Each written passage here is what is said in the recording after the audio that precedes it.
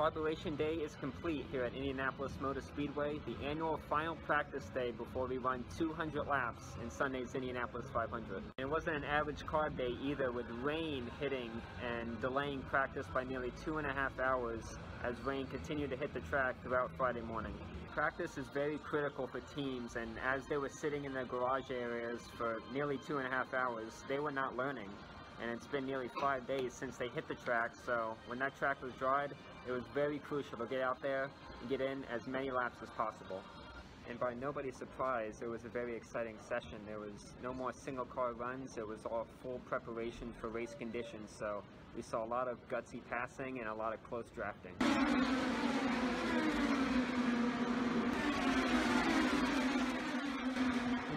It was pole sitter Scott Dixon who topped the charts at 228.323 miles per hour.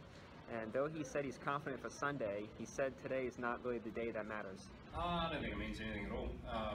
You know, I think it's been good that our cars, I think all four of them have been able to get speed out of them quite easily for this you know, 500. But again, it doesn't you know, really mean too much. I don't know. I think it's more about, you know, how the car felt, and you know, I think we were pretty comfortable. I think all four cars, and I haven't seen the other two. I saw TK briefly, and he seems pretty happy as well. And you know, some of those are just lucky if you line up a toe. Mine was pretty lucky actually. TK helped me out pretty big on that one. Team Penske made a comeback today after a disastrous qualifying session on Sunday.